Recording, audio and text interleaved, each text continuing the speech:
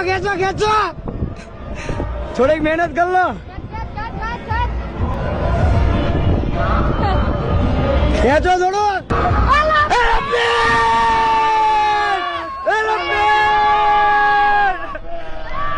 અમિત કાકાનો કાપી લીધો